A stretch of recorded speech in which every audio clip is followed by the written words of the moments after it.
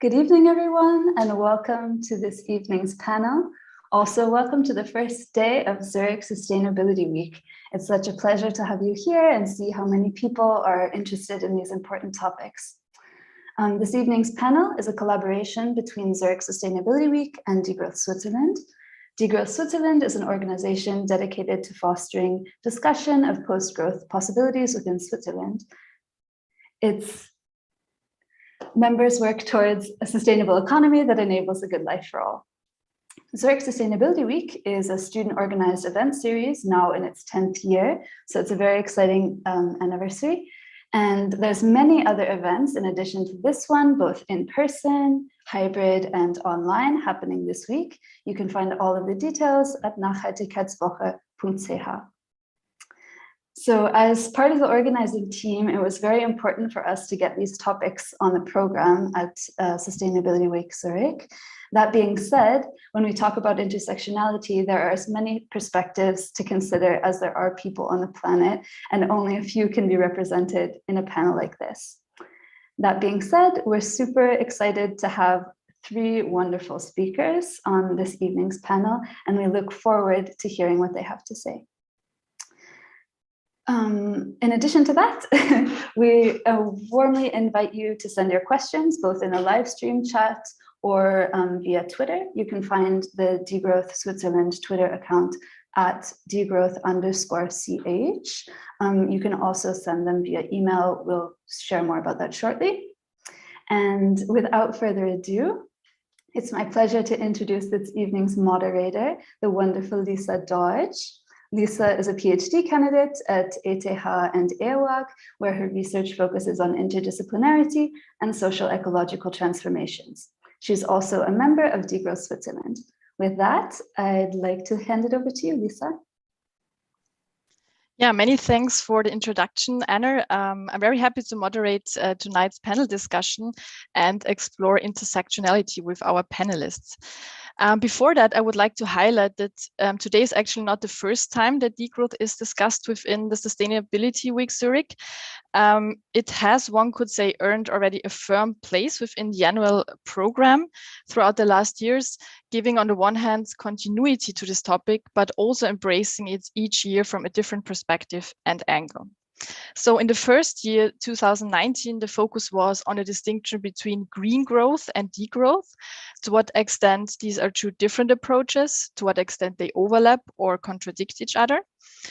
In 2020, the panel asked then, what does a good life for all mean? And can we actually provide overarching answers to that question, or is everything contextualized? And in the past year, the panel asked then, how do we get actually out of this mess, and what are concrete transformation strategies towards a degrowth society? And if there is one advantage to many events having been shifted to online mode, then it is that this event was recorded last year. So if you're interested in listening to this discussion with Barbara Muraka, Jorgos Kallis, and Julia Steinberger, this video is still available on YouTube. But now, this year, the idea is to put on yet another lens, and this is intersectionality. And if you're wondering what intersectionality actually means, no worries, this will be clarified by our knowledgeable panelists today. But before I introduce them, again, a couple of words concerning the interaction with you, the audience today. So you are warmly invited to post your questions on YouTube or the Twitter channel of DEGROWTH Switzerland, or you could also send an email to DEGROWTH Switzerland, and I'm happy to ask your questions during the last 20 or 30 minutes of our event. With this, I would like to welcome, first of all, Corinna Dengler. She joins us from Vienna today, where she very recently started a new position as assistant professor at the Vienna University of Economics and Business at the Institute for Multi-Level Governance and Development. Her research is on degrowth and feminist ecological economics. And before that, she conducted research at the University of Kassel and Vechta, where she also earned her PhD on the topic Feminist Future, What Degrowth Learns from the Feminist Critique of Science, Economics, and Growth. And she also describes herself as a degrowth scholar activist. And the topic of work and care has been and is still very central to her research. So great to have you, Corinna, today. Next, I would like to welcome Tonny Nowshin. She joins us from Berlin, and she's an economist, climate justice, and degrowth activist. She has worked for German and international climate NGOs. And in Bangladesh, where she grew up, she mobilized people along with social movements to save the world's largest mangrove forest. She's further an international development professional. She focuses, amongst other topics, on fossil fuel finance, and she's very much concerned with centering the concept of climate justice at the core of the climate movement and putting forward an anti-racist and decolonial perspective. Thanks for being with us today, Tonny. And our third panel guest is Dominik Waser. He joins us from Zurich. He had quite an intense time because he has spent the last weeks and months doing political campaigning, and he will now be the member of the Zurich Municipal Council, the Gemeinderat, for the Green Party from May onwards. He specifically campaigned in favor of a net zero society until 2030, more affordable ecological housing, and he made a strong call for fighting queer phobia. Besides his involvement within the climate strike movement, he also co-founded the association Agriculture with Future, and he's strongly active in the field of food policy. Thanks for joining us, Dominik, as well. So to begin with, I would like to discuss with you the two key concepts of today's panel, as not everyone will be familiar with them, and they also tend to be quite abstract. And Tonny, I would like to start with you. What does each concept mean separately? So how do you define degrowth, and what is intersectionality from your perspective? In the first, when you would ask this too, I wouldn't think degrowth and intersectionality is connected, but then the definition of intersectionality probably might change or challenge that idea.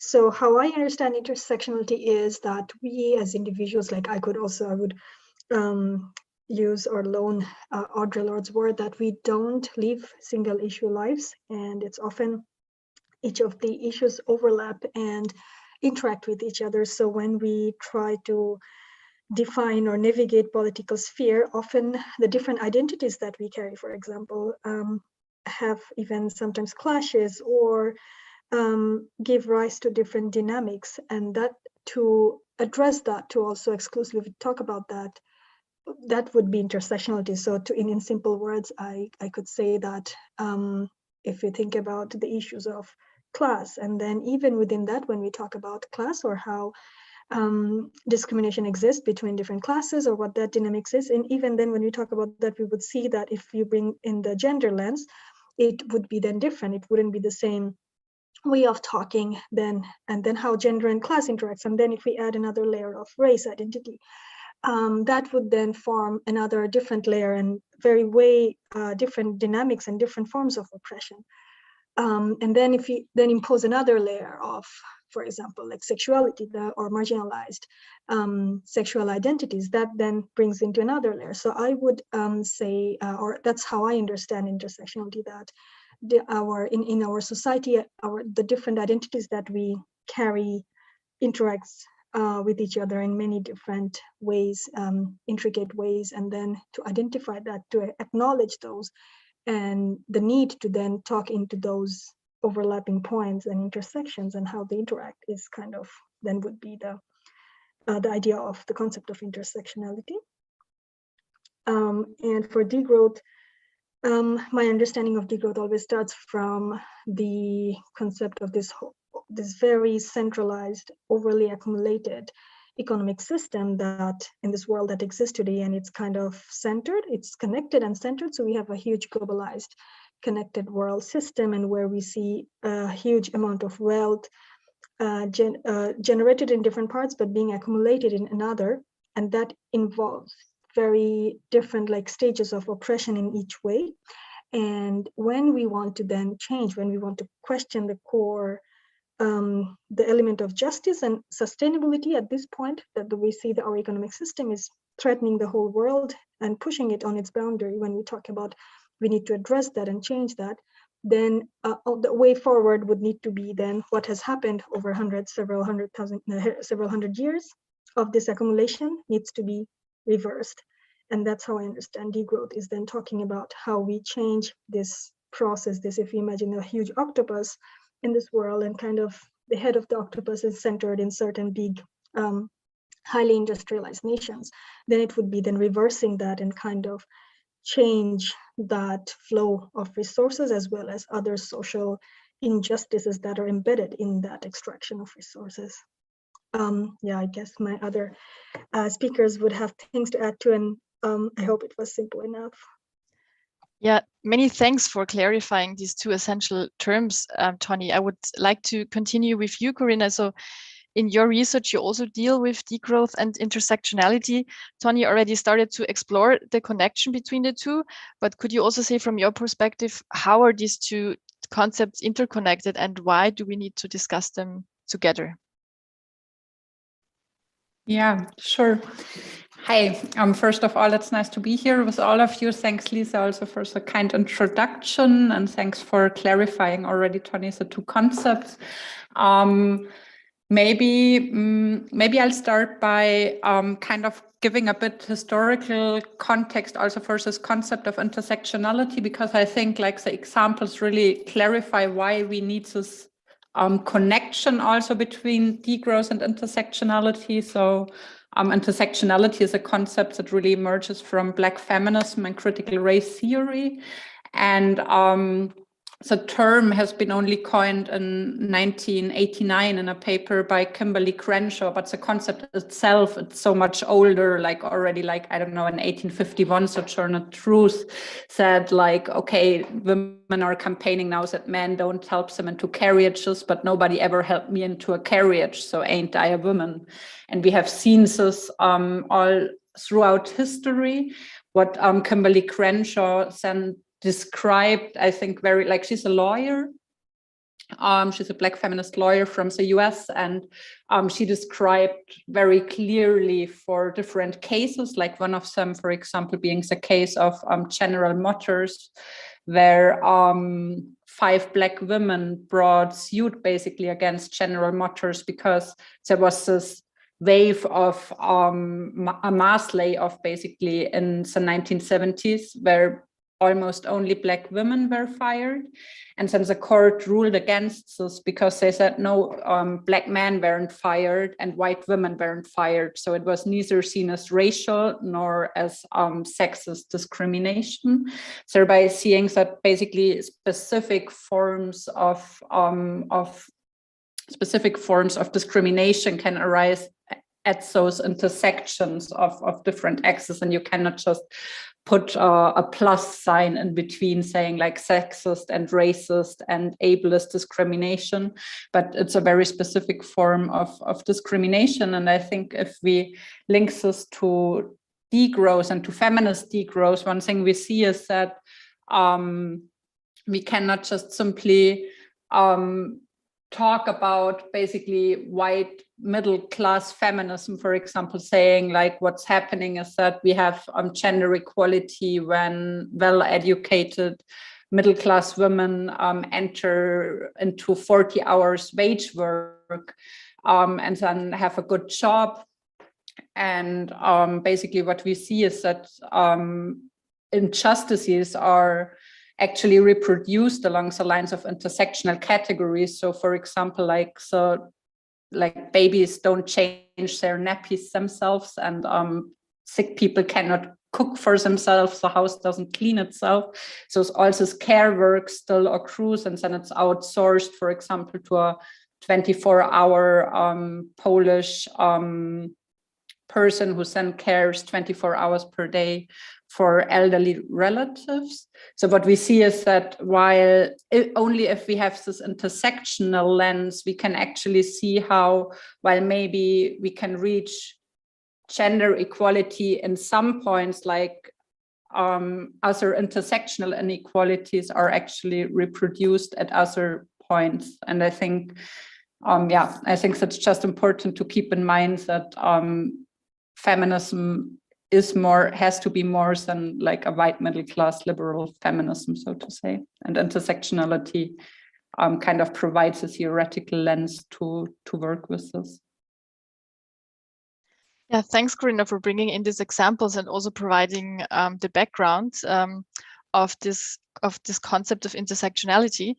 And I would like to take you now from the US to Zurich, actually to Dominik. You spent the last weeks and months campaigning, as I mentioned in the beginning. What role did intersectionality and maybe also degrowth play in your overall election campaign? And what reactions did you receive from the broader public? Hi, thanks for being here. So I think degrowth and intersectionality, as you hear, is really central to the issue of, or the demand of climate justice and social justice. It's we are living in a in a system which is based on the narrative of endless growth, and so when we do politics, I think for me it's clear that we have to break this narrative because it's not right, and to that everything we do has to base on this understanding of we have to change the whole system and not just a few small parts of it, because all this crises we have, or we are in, like economic inequality, biodiversity loss, climate change, these are all like they're having the same roots in a really unfair and very discriminating system. And I think when I have done the campaign in the last weeks, I tried to name these problems, because in politics, often many people try to don't say how it is in the reality. So they try to talk about things which are not that clear, or they are talking about the nice things. But I think that, or I tried with my campaign to do the opposite. And so we can say that both of these topics are, for me, really central for a green politics. Yes, so yeah. Thank you. So all of you outlined that there is this interconnectedness of different mechanisms of discrimination and oppression. And Corinna, you also mentioned, so we need to put on an intersectional lens. We need intersectional responses also to such a system. So for me, the question arises, how does such an intersectional response actually look like? Corinna, can you give an example, for instance, of a concrete policy or strategy that takes intersectionality into account versus one that doesn't? I can try, and maybe others can add. So it's always easier to start with policies that don't, maybe. So yeah, I like one example, for example, my friend Birte Strunk and I were looking at is a policy proposal that has been pretty common, or has been formulated in the degrowth discourse, which is a policy proposal for work sharing. But then I think there were two problems with this proposal. We were discussing that the first one was that work was very narrowly defined as wage work. So it was talked about work sharing, but what was meant was basically working time reduction spent in waged work. And since the proposals that was favored, because like if we talk about working time reduction schemes. Like we can think about very different proposals. We can think about working 5 hours per day. We can think about having a Friday off. We can think about longer vacation time. So there's different proposals. And I think what's important is that we think about, for example, like the intersectional inequalities or from the very beginning. And what, like in the degrowth discourse, the most famous proposal has been the Friday off proposal. And what we argued then is that if we take, for example, a feminist lens, and a feminist lens is always really tied also to this sexual division or gender division of labor, rather, where care work really plays a big role, unpaid care work. And if we think about the nature of this unpaid care work, which is really mostly care work that accrues day to day, like you don't only read out to a kid only once every Friday. Like if you take all this into account, one could come to the conclusions that from a feminist standpoint, like Friday off proposal is less feminist than, for example, a proposal that reduces working hours per day. So I think one thing we should definitely hold is that even if in the first place it looks like we have a gender neutral policy, it might have actually really gendered outcomes. And I think that not only counts for feminism, but generally, like we can, like if we advocate for degrowth, we cannot have all those other intersectional inequalities as an add-on. We cannot have feminism as an add-on. We cannot have anti-racism as an add-on. We need them really as integral parts of how we conceptualize degrowth from the very beginning and take all those things into account in order not to unintentionally reproduce intersectional inequalities. Thank you, Corinna, for bringing in the Friday off proposal. Dominik, do you have an example to also make this difference between a non-intersectional and intersectional lens more tangible? Do you have a concrete policy in mind?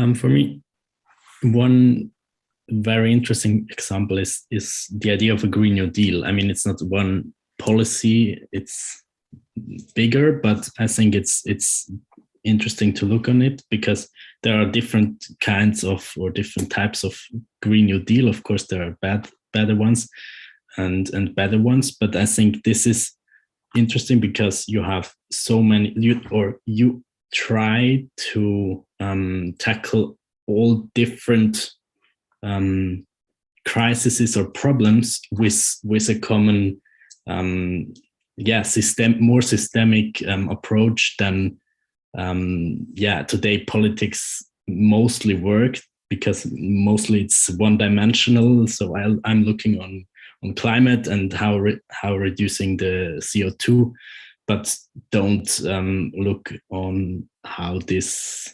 law or whatever what does this makes with some social issues or some economic issues, or how this takes the other like forms of discrimination into account. And so I think it's really interesting to think about the Green New Deal, because this can be a good example or a bad example for me. Tonny, in your daily work, you are concerned with embracing anti-racist and decolonial perspectives. Do you have an example of such a policy that embraces such perspectives? Or one that doesn't, like to contrast the two, actually. As Corinna said, it's always easier to point out those that actually don't embrace such a perspective, but maybe you have one that also does so. No, I guess so in terms of policy, what comes to my mind generally when we're talking about sometimes integration and addressing diversity, I think one thing that surprised me a lot was, so it's not specific, it's policy in some way that, considering the almost more than 6% of German population is Muslim, but there is no scope for any religious holiday for people who would want to maybe choose. Like there are this, you would see in all over, like I think in Germany and in Bavaria, like majority almost, there are more than 12, I think, I don't remember what was the data, but that around holidays, that was of course definitely around all around the Christian religion. They were all public holiday, but it was not even possible for a person, if they wanted to take one day off during the biggest festivals of Muslim people, they had to take from their own, like either unpaid leave or paid leave from the work. But it was not possible to have those kind of floating holidays. And I think for me, what was surprising, because in Bangladesh, even though in terms of the percentage of population, Buddhists and Christians are much, much smaller, like even less than 1 or 2%.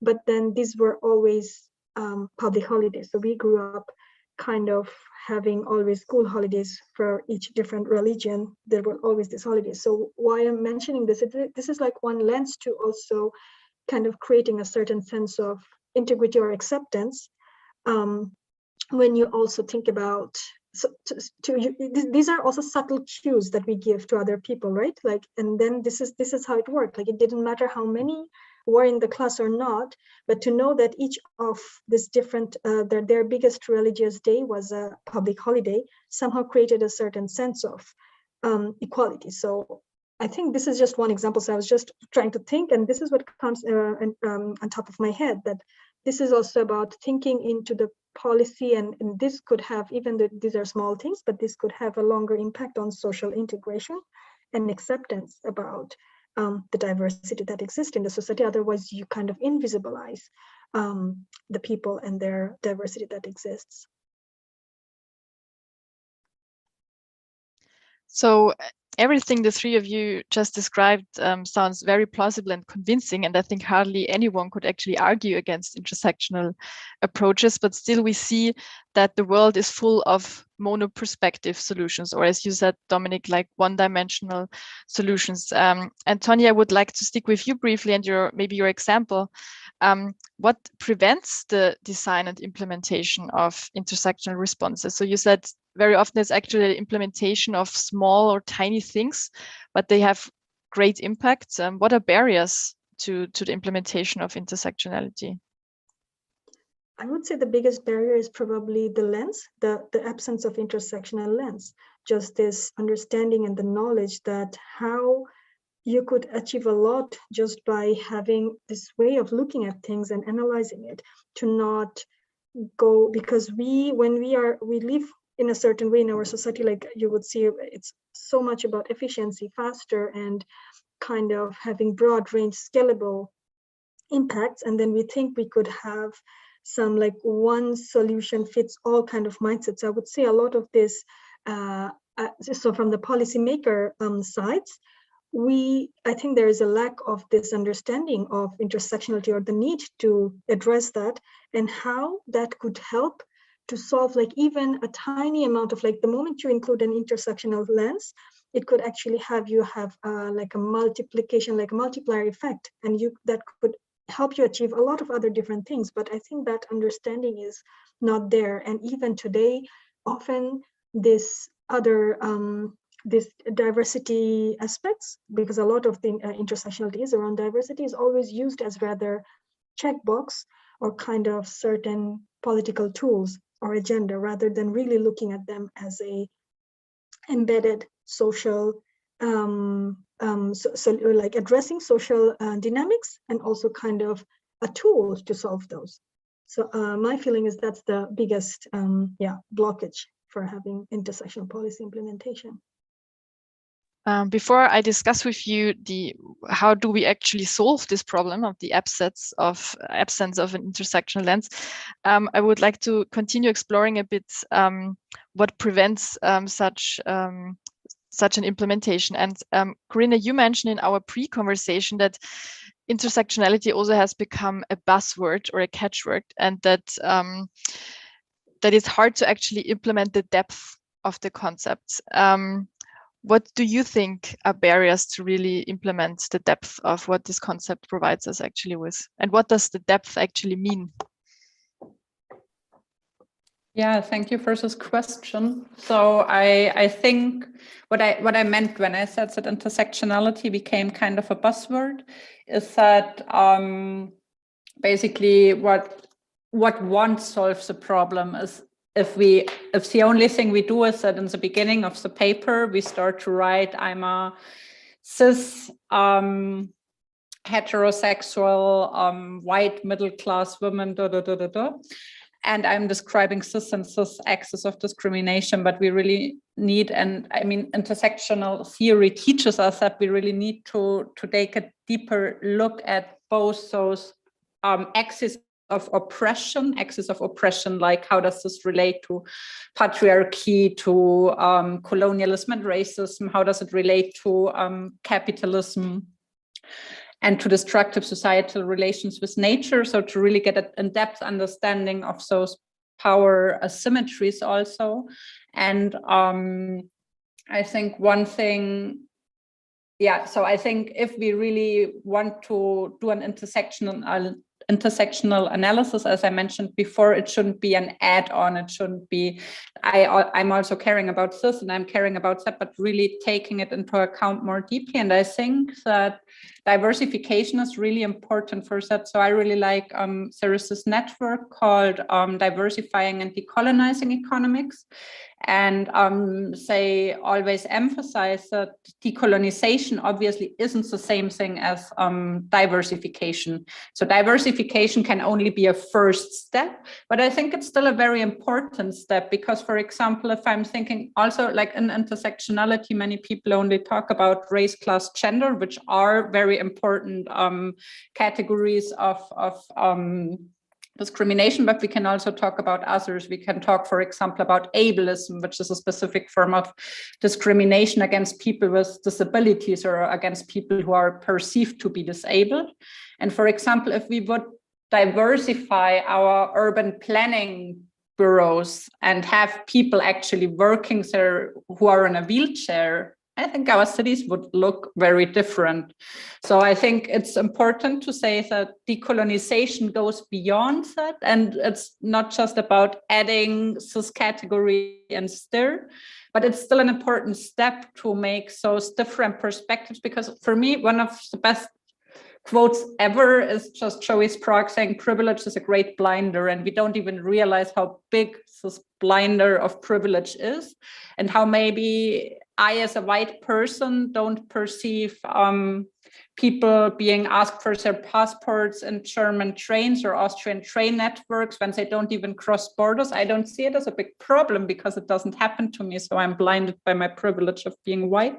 And I think diversifying those places where those decisions are made and stuff will give an increased ability to see things to come for research agendas to emerge in the first place, and also for different perspectives. So I think even if it's not enough to diversify, I think it's still crucially important not to move beyond the step and just try to use an intersectional lens in academia, mainly by people who aren't affected so much by it. Yeah, beyond diversifying, I think it also became clear that it requires to work across different topics and across different societal groups. And this entails a lot of complexity. And I also made the experience that people want to collaborate all the time and they also identify synergies all the time, but then they hardly do it. Why is that, Dominik? What prevents people from really collaborating across different topics? What's your perspective or experience on this? I would agree on many things which was said about the lack of knowledge or awareness, and I think from my perspective, it's much connected with the privileges we have, and we are not. Many of us in Switzerland or other Western countries are not aware which privilege we have, and so this is very or it's not easy then to work together or to have other solutions. And the other really important thing for me is we have to talk about processes, because I think with, or for example, in politics, I think we have not, or the processes to solve some problems or to tackle some crises are not good enough. I mean, they are not able, or we are not able with the tools we use at the moment to tackle these complex and diverse problems, I think. And so we have to talk about how we can come to the point where we are able to solve this more complex, or these very complex problems. And so for that, we need to be more inclusive, we need to be more diverse, we need to be more creative also. When we try to, talking about the new law or a new, about everything, I think we are, the tools we have at the moment are not good enough often. And so this is, for me, it's clear that we are not, how should I say, that we are not able to be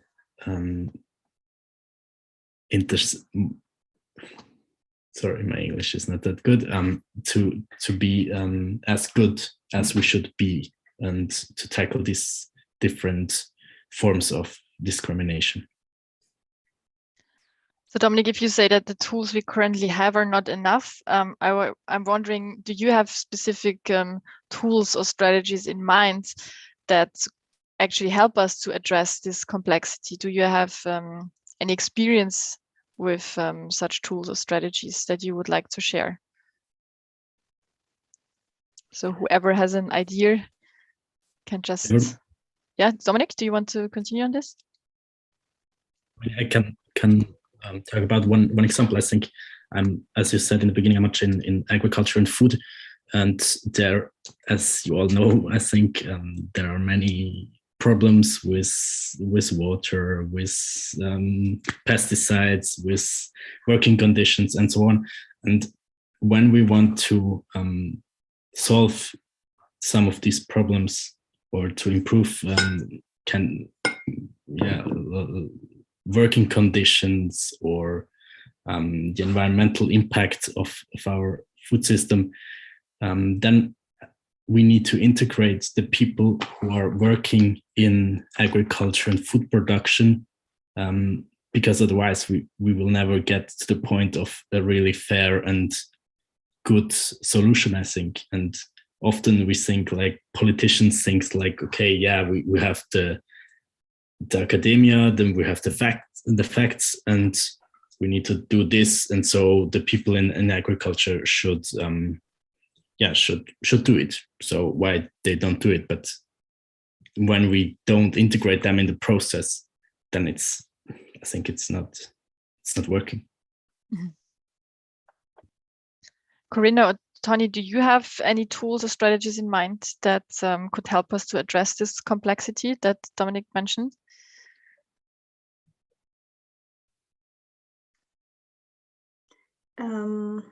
I could go.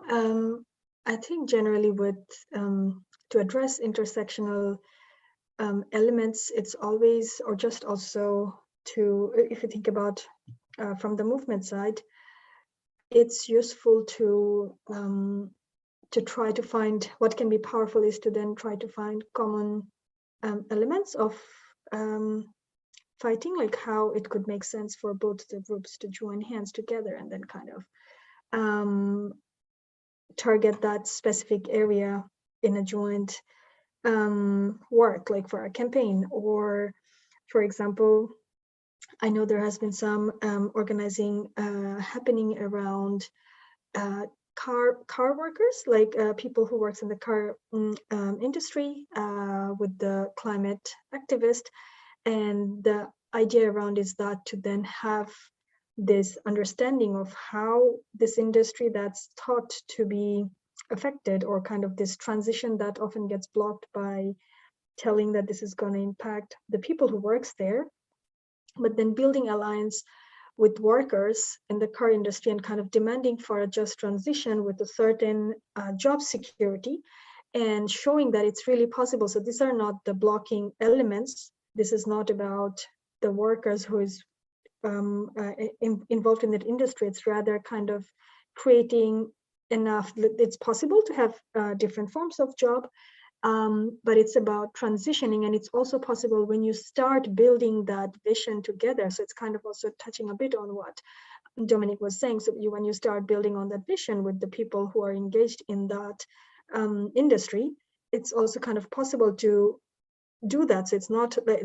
in the end, it's, I think, so there's still a lot of work to do, but then in terms of intersectionality here, we see that the working class kind of touching with the climate elements, the climate issues, at the same time kind of also bringing into this idea of, in terms of the transition, is not really blocked by the people, but often the ones who are making decisions on the top, or by the owners of or the people who are really making the profit, because in the end, the profit from the car industry is not completely ending up in the hands of the workers as well. They are also like a part of tools. So I think this broader understanding between these groups. So one is finding common areas of working, then kind of strategizing together to build a vision and understanding how that common, like the ultimate goal, would benefit all of these groups, and how this is kind of the only way, to go there is also to start working together. So I guess this would be like Ellen's building a broader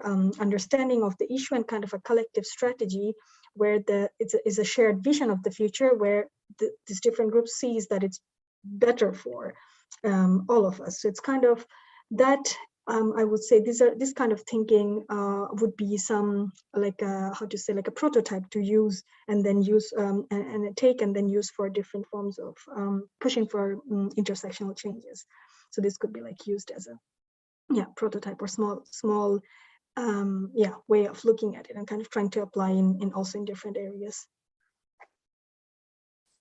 Thank you, Tonny. Corinna, would you like to add something? I mean, I basically agree with very much of what Tonny and Dominik have said, that I also believe that what we need is really like those participatory processes of really building alliances at eye level, like rather than having top-down measures, like really fighting for a deep democratization and fighting for bottom-up or maybe bottom-link processes. And I think it is not possible to do everything at the same time, obviously. And I think that's something that sometimes also hinders those alliances from being fruitful, that people focus on something or movements focus on something. And I think that's not necessarily a bad thing. But I think one thing which is important, if you do this, like if you're, for example, focusing as a movement on climate or climate justice, acknowledging that there are other people who are in other fights and other struggles, and acknowledging the significance of those struggles rather than like putting one struggle as kind of the most important one. So I think Tonny has before quoted Audre Lorde with we don't have single issue lives. And one thing she also said is that there is no hierarchy of oppression. And I think that we should keep this in mind all the time, that basically, obviously we don't have the focus neither as individuals nor as movements to focus on everything at the same time, but we can be good allies to other movements at least. So Tonny, you said that very often the intersectionality is blocked by the decisions of those at the top.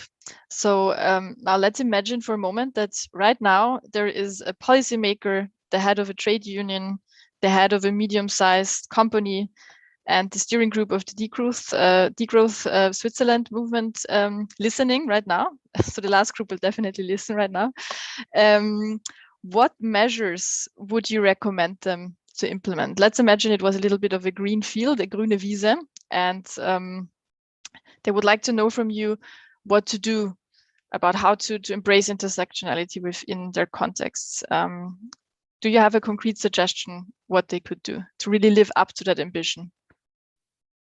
Did you say like a group of policymakers, or? Yeah, I just threw in a couple of potential people at the top that need to do something, right? You mentioned that it's very often blocked by them. So what should they do? Yeah, we have, I think it has already come through our discussion. So first thing would be to get a very like a diverse group of advisors, or make sure that who's sitting at the table making the decisions includes the people from the front line, like who's going to be the beneficiary or whoever the policy is going to be targeted for. So making sure that there are people at the table making, also having their say in this decision making or designing this policy. Then the second thing would be to make this process also participatory. So of course there is limit to making it participatory, but at the same time, so just having some people at the table necessarily doesn't mean that it's going to be an open participatory process. So then it has to be, so first thing, making sure you're getting the right input of the right people who are the ones are going to be like in your head, imagine to be for who you're doing the work. So make sure they are with you. And you're getting enough input from them to really understand their situation and what their needs.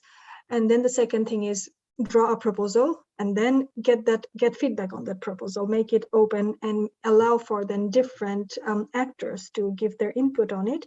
And then the third thing would really be to make sure in terms of implementation, so it's not only enough when you design the policy, it's also about implementation, to kind of come up with the process and make sure that the process of implementation is justice focused, and also there is also as much intersectionality as possible included in the process of implementation as well. So that would also mean including, if it's about hiring people, if it's about creating some groups, if it's about transferring some money, making sure that enough people with diverse background is involved in those processes, in the implementation and rolling out that. But at the same time, also kind of the different elements of this. So if it's about geographical and about class, so making sure that those different elements are being also addressed and thought about in this rolling out of the process. So that is, yeah, these are the three things that I would say to them. Yeah, thank you for this great 3 ways forward. Dominik or Corinna, would you like to add something? What could be concrete suggestions to these kind of groups of actors? Nothing to add, really. I thought Tonny put it forward like really. No. Maybe want to do an example. We're trying to do a kind of citizens assembly on the topic of food and agriculture, food system. And this is very concrete. I mean, when we want, or we are thinking about the process and how we can involve as many citizens as possible and as diverse as possible.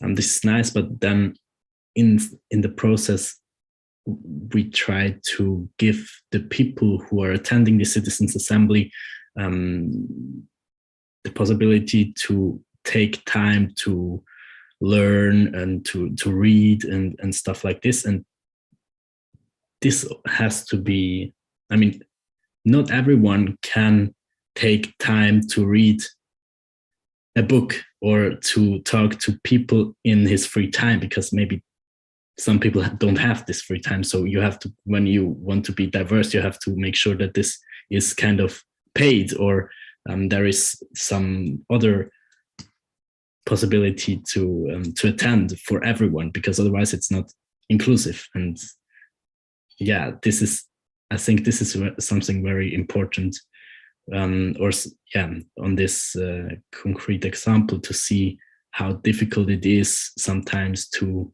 in the implementation or in the process to be really inclusive and diverse, and not just like having the idea of being like this. Yeah, thanks for bringing in this example, Dominik. I would like to come to something that you mentioned, Tonny, in an interview, I think, that there seems to be the widespread assumption, and you challenged this assumption, Tonny, that people who fight for social and climate justice are, of course, more sensitive to questions of gender and race and so on, and therefore less prone to discriminate others. But could this be the paradox actually behind it, that when fighting for social and ecological justice and dealing so often with these topics, that this that you think you are already so aware of that issues that this in turn creates a blind spot? How can we prevent that?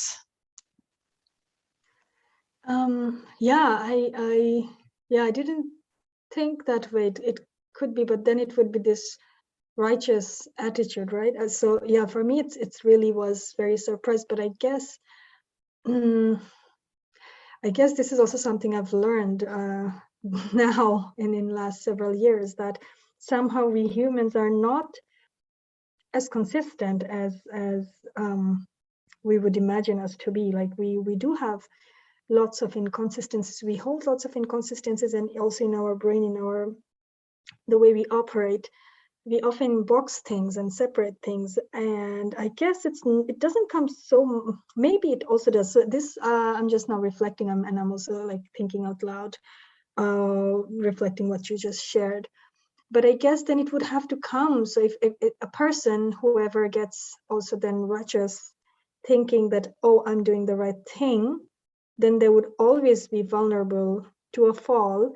And I would imagine, or my experiences, maybe, of course, there is a huge mix of people, but at least some of us are not doing the right thing from this need of feeling better, or to meet certain kind of and getting prone to righteousness, but really being driven, looking at the outside world, and really then being driven from this sense of pain or justice to change it. And then I think compassion somehow comes. I like to imagine that compassion comes in a like it cannot be separated, or it's not. So if you're kind, or if you feel, so if your activism is coming from a place of love, I would imagine that then you would tend to be more just. And if you care about animals, then you should also care about the children. Maybe you are a person who's not eating any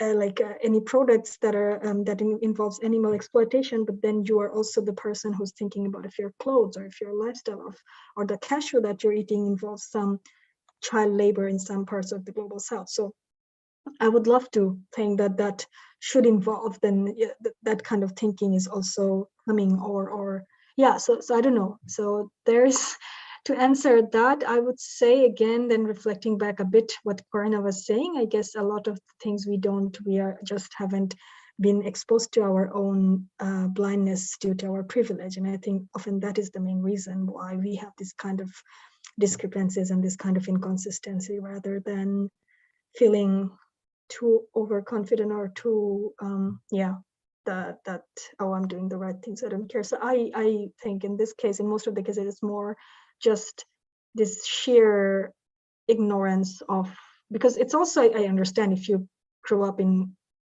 if you've never faced a discrimination, it's difficult to understand how it could be if you also don't look out in the world. If you're not someone who's engaging with the world, is curious, and then want to look, it's very easy also in some parts of the world. And this is also something that was a big pain for me. I think I needed to adjust that, how easy it is to be too blind to your privilege, how easy it is to be a racist person, how easy it is to be a sexist person. Like, it's super easy. It's not too difficult. You can go on in life without having to care. So I guess, yeah, but that's also just the world we live in. Corinna, you were nodding a lot. Would you like to add something to what Tonny just said on this issue of the blind spot? Well, I mean, I just could relate very much to what Tonny said in the ways that I mean, we're just also living in this very complex and contradictory world. And also we must see that a lot of times we face so many contradictions that we cannot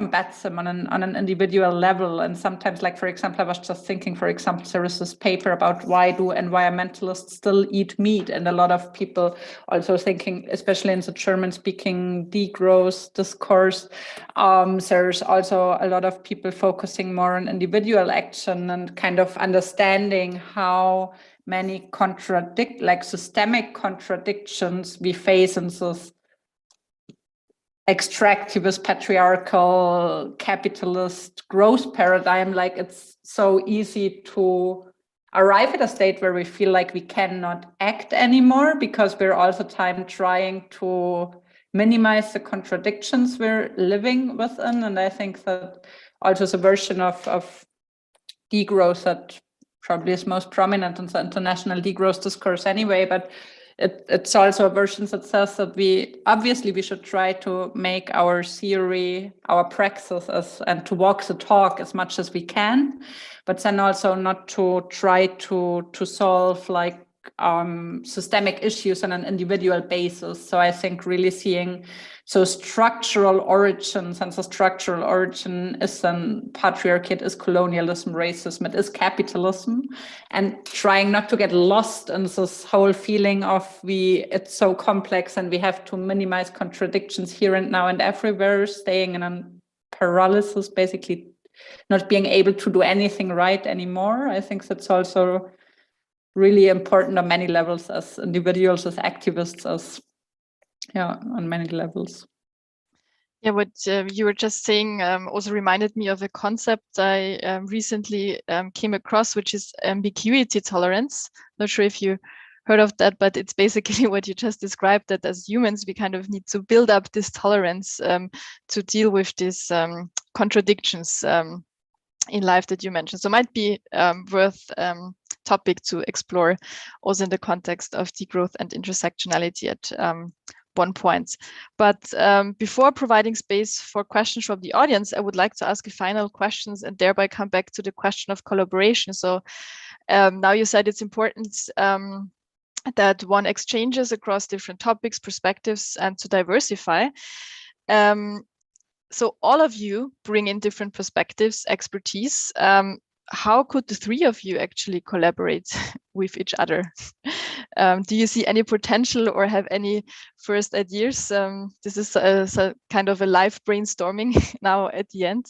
And yeah, is there anything that comes to your mind?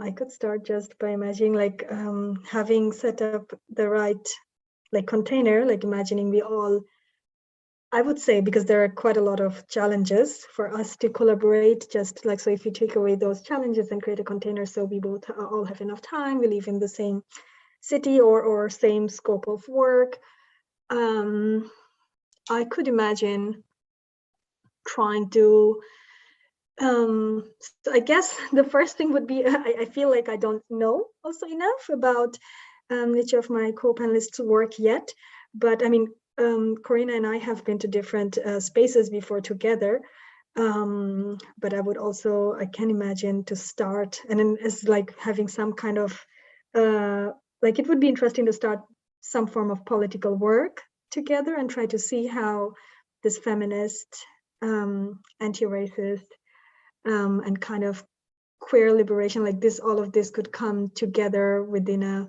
degrowth work. So I think it would be, if we were all living in the same city and trying to do some form of organizing work, I think that could be like a nice, just also like an experimental project to really start what it could mean, like come up with a manifesto or kind of come up with working together differently. That's what just coming on my head now. Mm-hmm. Yeah, thanks, Tonny. Dominik, any thoughts that come to your mind? Of course, I won't force anyone. No. For me, something really important with every political or activism is we are functioning very much on stories, I think, humans. And so I think we need new or better stories to tell.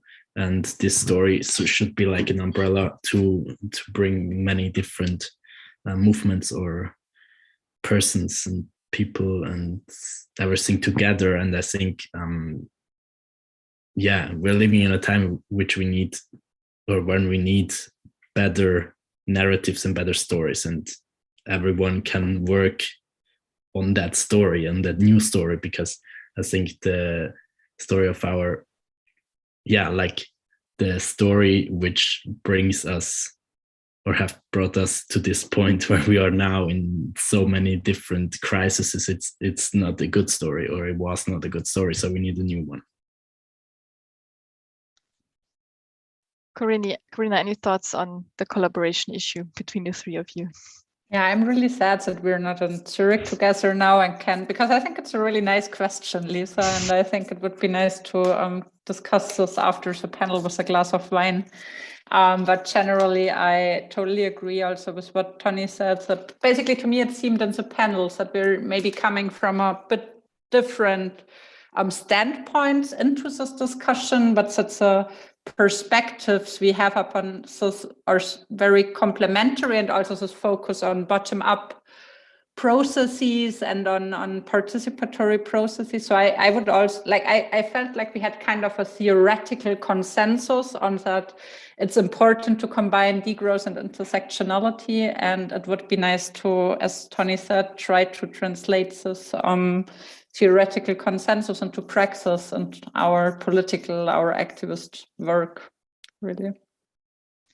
Yeah, Corinna, definitely at some point we need to do the Swiss apéro that would have waited for us after this panel to explore all these different collaboration options further.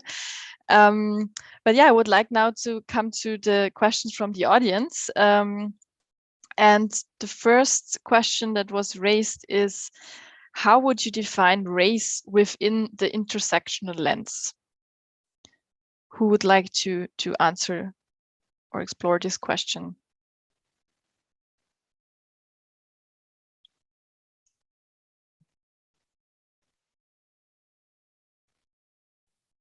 How would you define race within the intersectional lens? But I'm not sure I understand the question. I think that's what I'm... Yeah, unfortunately, I can't ask back.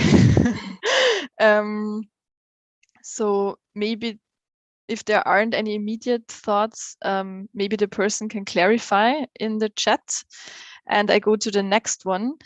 If a law or policy is observed to apply disproportionately, to any given group, does that make the policy problematic and discriminatory? For example, if entrance exams don't let in every group equally, as in the composition does not represent the broader population.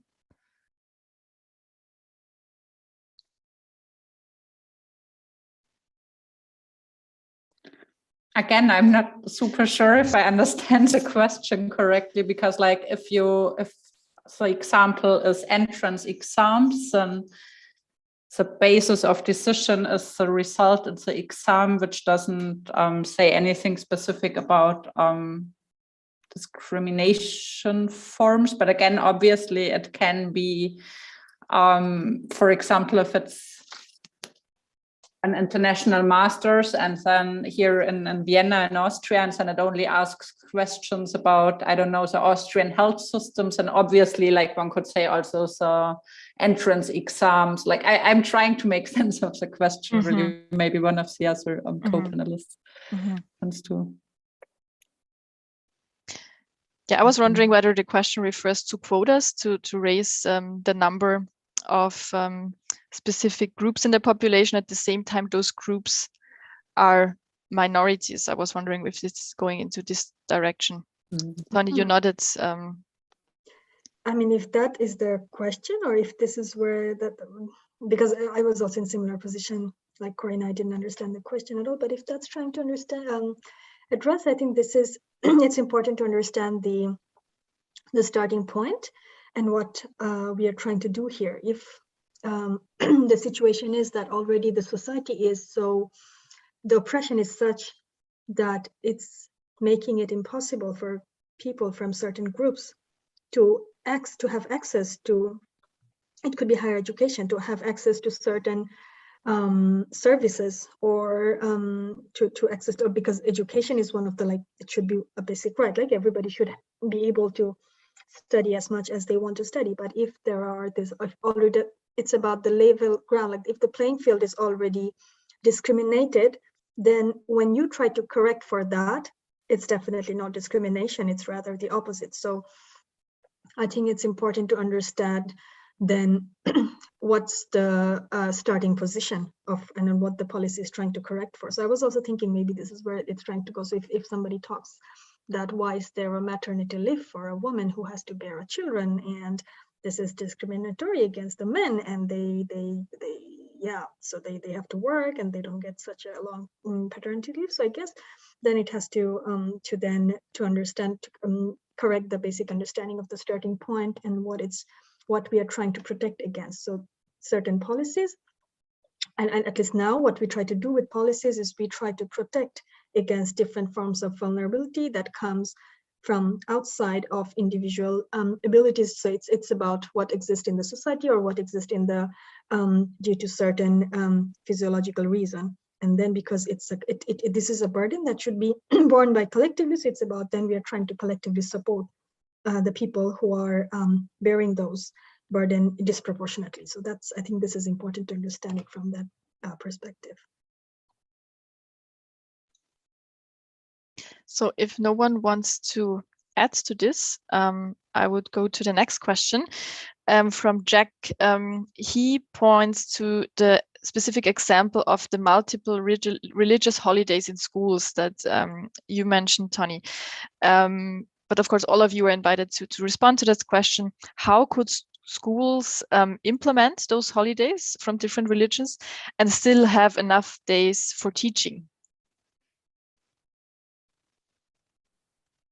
I mean, I could just say that if we start, it's going to be for a Muslim holiday, it would be 2 days.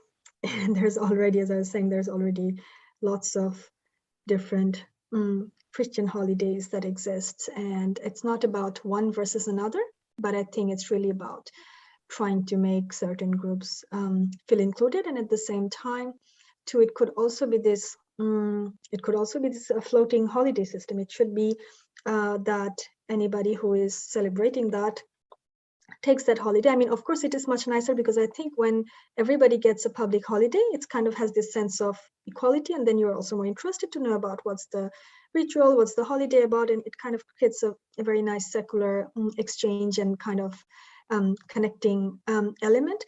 But even then, it's also very easily possible, to be honest. Like it is, I think it's important to understand it's really not about, and there's also very long summer holidays and many different holidays that school have. So I don't think adding those holidays would like create a huge crisis to the schooling system where they couldn't teach enough to the pupils. So yeah, I think it's more about the attitude and the understanding of why we need this, rather than thinking of it as like, oh my God, we would have so much holidays and then we wouldn't be able to teach anything.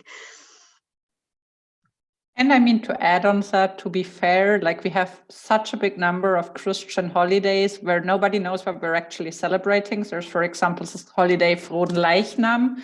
I don't know, we could just have like 2 or 3 Christian holidays, 2 Muslim holidays, 2 Jewish holidays, like, so it could be a totally different option of just having the option to choose which days people want. For example, like in Berlin, when they chose that they want to have the 8th of March, which is tomorrow, as a day off. So it could also be like on this basis, but I also think that there are many options of without making the school system collapse. So now we have a clarification from the person who asked the question about the definition of race. So in order to understand the relation between race, power, and racism, it is necessary to properly understand how race is defined in the first place. So how would you define race more specifically in critical race theory? Okay, that's a very specific question.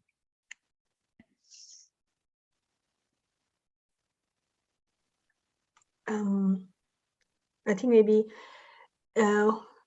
Corinna might be able to address that also more academically. I would just say, where I stand is whenever, so it's more like looking at the oppression. If you are being oppressed, if there is certain deviation in people's attitude towards you based on how you look or how they perceive you look, based on your perceived appearance, based on your perceived identity, based on your perceived, so it doesn't have to be even actually what identity you carry. It's also more important about how people are reacting to you, discriminating you based on their perceived idea of your identity.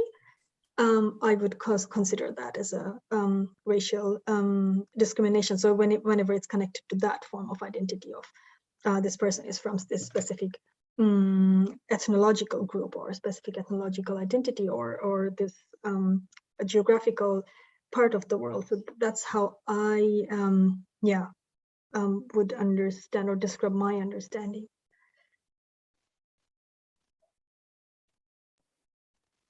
Yeah, I would totally agree with that, and also emphasize what Tonny said was that it's often more about how it is perceived. Like, for example, that I don't know, people with black skin color in Vienna are perceived to be non-Austrians from the very beginning. Also, they might be there, living there in the third or even longer generation. So it's just how it's not only about appearance or anything, but it's really about how you are perceived and how those stereotypes work also.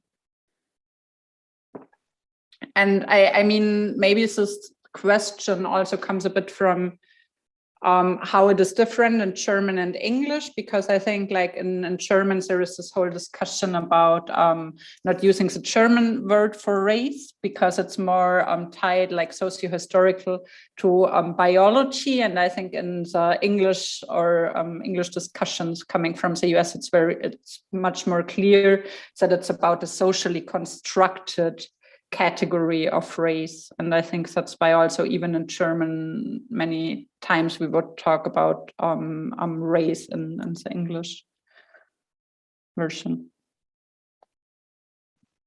Thank you. I would like to continue with the next question, which was raised by Philip, asking, while we can form degrowth policies through an intersectional lens in one Western developed nation state, how or can we expect these policies to be implemented in a similar way in other nation states? Can we expect it, and how?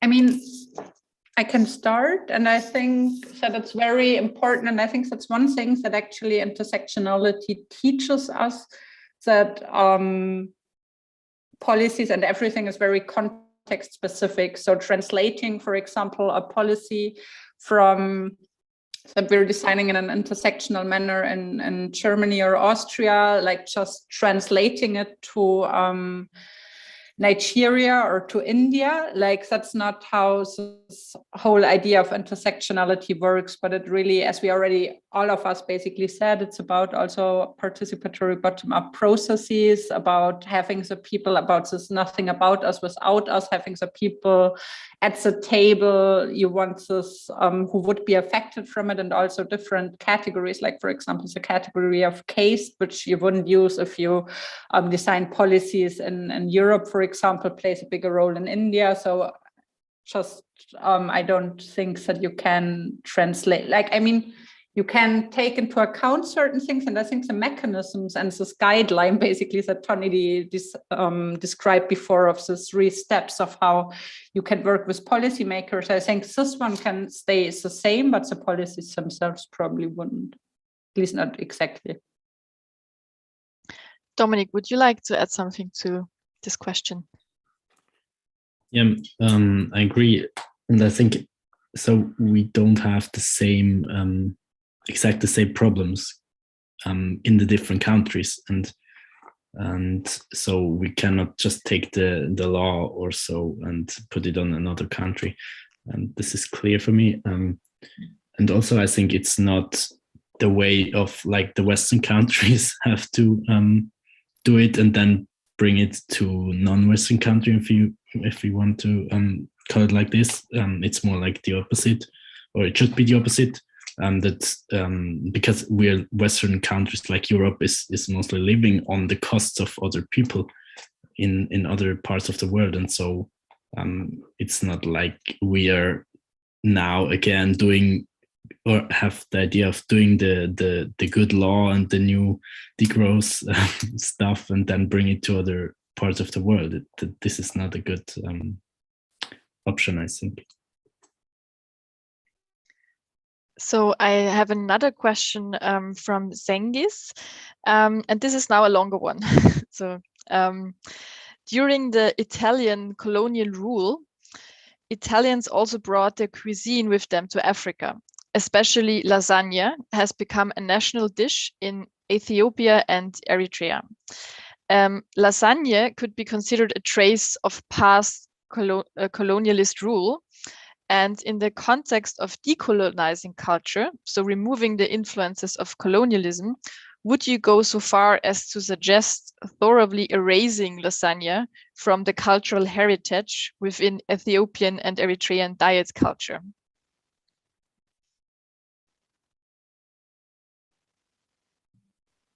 I can start. No, I think no, not at all. I mean, that would be, again, my understanding, or the way when I talk about decolonialism, it's about tracing the power dynamics that exist still, or the oppressive pattern, and not about taking apart exchanges of, I mean, it's always important to then question those elements. For example, if this lasagna involves certain forms of exploitative, I don't know, if in brutally, like if lasagna was being force-fed to I'm just now trying just to explain what I mean. I'm just now using some imaginative examples, like, for example, if there were large slaveholding areas and then lasagna was force-fed to these people and it had this kind of brutal forced history, then there would be a reason to then revisit and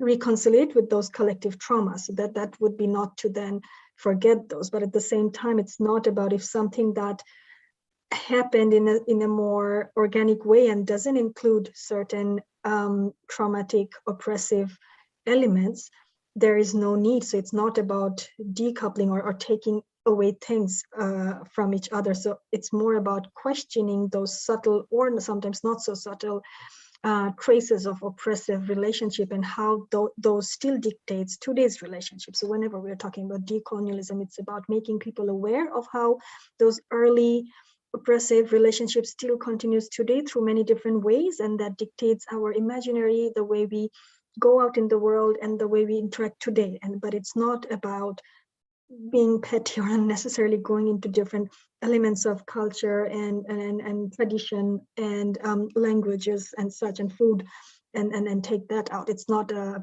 vindication. Like, decolonization is not about vindication or some form of I don't know what would be the right word, but just some form of petty elements of nitpicking. But it's really about addressing the deep wounds that still exist today that hasn't been addressed. And there's so much more important things that still needs to happen. There's so much more, a lot more forgiveness that needs to be still requested for. There's so much more reconciliation that needs to take place. And this is not at all about, so decolonization is not about trying to take out lasagna from Ethiopian and Eritrean cuisine.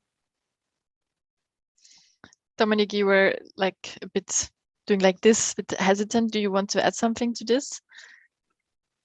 I don't think I have to add something. Okay. So this is the last chance from the audience to ask another question, if you would like to do so. In the meanwhile, I will ask another question. So how intersectional is the degrowth movement at the moment from your perspective? Or Dominik, you're more involved in the climate strike movement. How intersectional is it at the moment, and where do we need to catch up still?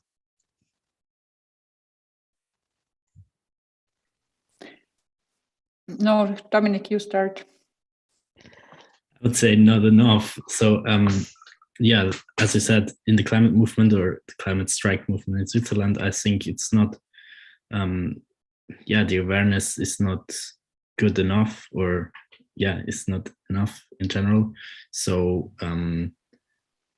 it's important to see that we, as movements or people who are active in some topics, have to question ourselves every time and again and again and again, because we are not at the point where we can say like, okay, now we realized it and now it's okay, we can go on like this. I mean, this point, when we have the feeling like we are on the point to say, now we got it, so then something went wrong, I think.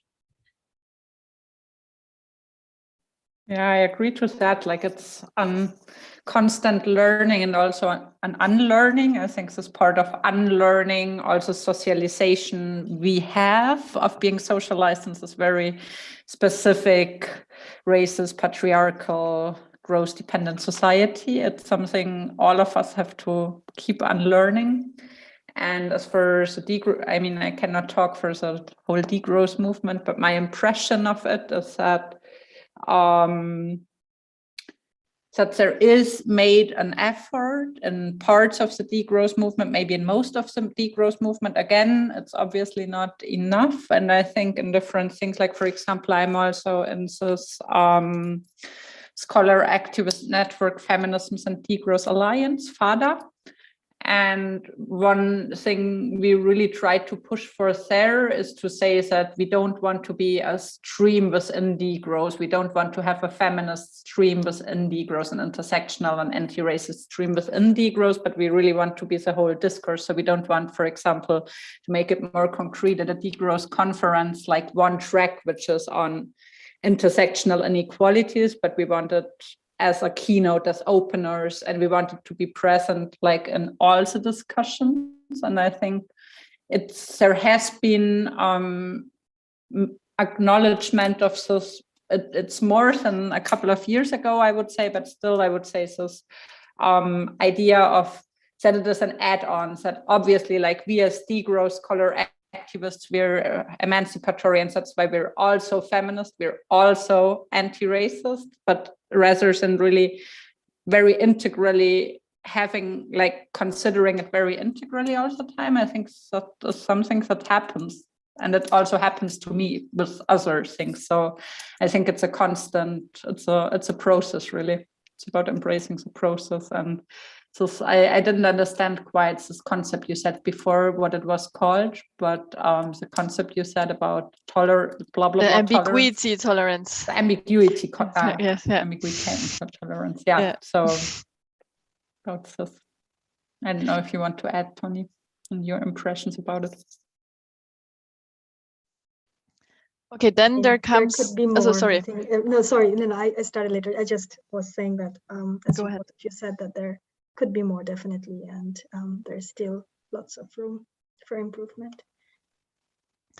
Yeah, so with this, I come to the last question that was just posted. So the person asks, it was mentioned earlier that privilege creates blindness.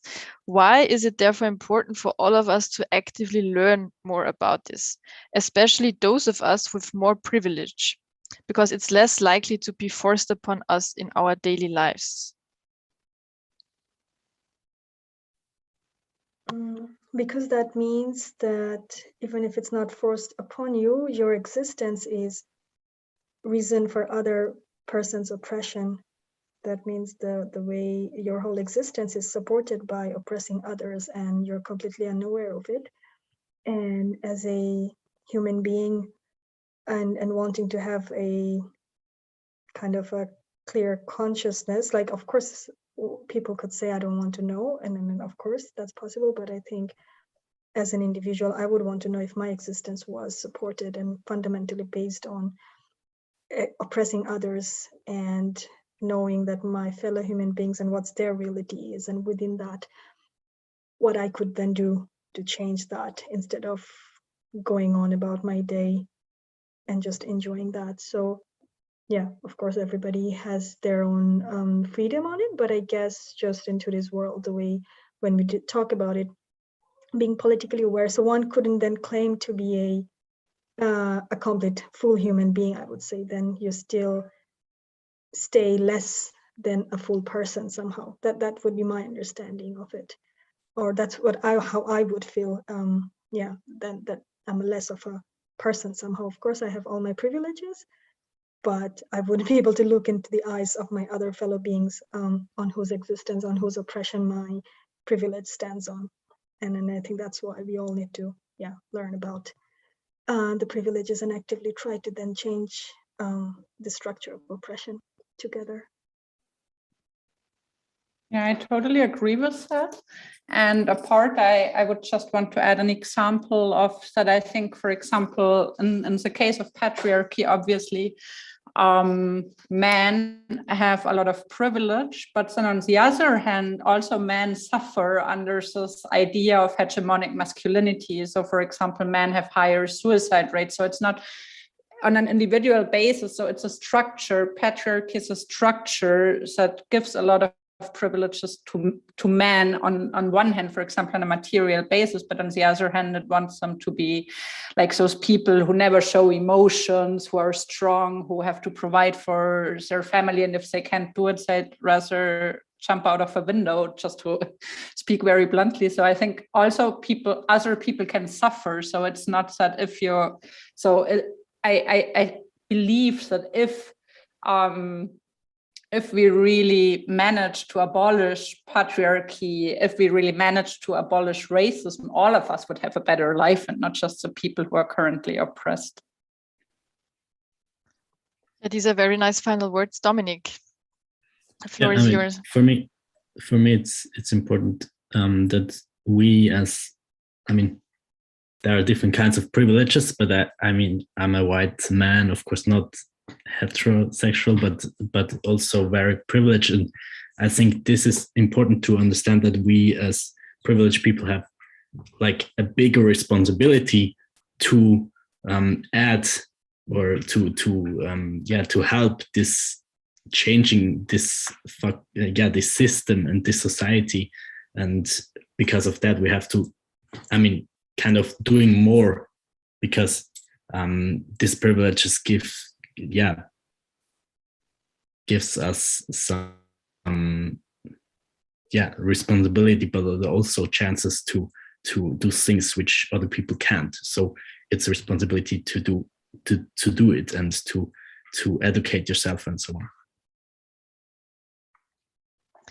Thank you. So with this, I'm afraid we need to come in an end. A big thank you to our three panelists, Tonny, Corinna, and Dominik. Thanks for providing all those rich insights. And I also want to thank the audience for joining today. I hope you enjoyed a dive into degrowth and intersectionality. Of course, given the time limit and also the complexity of the topic, it's impossible to cover every aspect. But I hope this panel provided you with some food for thought. And I also want to thank Anna and Julia from DEGROWTH Switzerland, who made a substantial effort for putting up this panel, and also, of course, to the whole team of the Sustainability Week, who makes these kind of events happen every year. So thanks a lot again, and enjoy your evening. And I hope at some point we can really do this Swiss apéro that we missed today. Take care. Thank you. Bye.